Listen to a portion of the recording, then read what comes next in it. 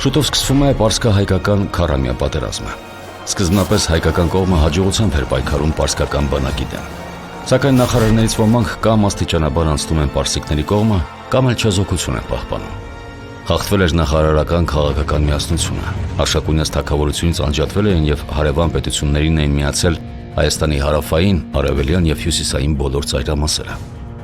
Գրեթե միայնակ մնացած արքան ստիպված է լինում ներկայանալ Շապուհ II-ին։ Նա ձերբակալվում է եւ իր մահկանացուն կնքում անհուշ բերդում։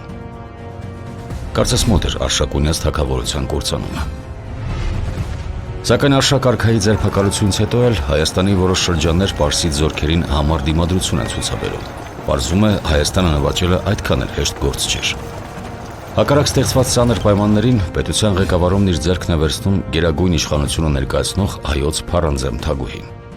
Արքունական 11,000-անոց զորքով ամրանալով Արտագերս ամրոցում նա ձեռնամուխ է լինում Արշակունյաց թագավորության պահպանման անհնարին թվացող գործին։ Չնայած համառ դիմադրությանը, համաճարակի եւ սովի պատճառով դիմադրությունն ի վերջո թուլանում է։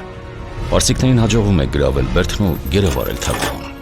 Այդուամենայնիվ Արտագերսի ինքնապաշտպանության ժամանակ թագաժարանք պապին հաջողվում է ճեղքել պաշարումը եւ հեռանալ Հռոմ, հետագայում նրա օգնությամբ գահ բարձրանալու եւ Արշակունյաց թագավորությունը վերականգնելու հույսով։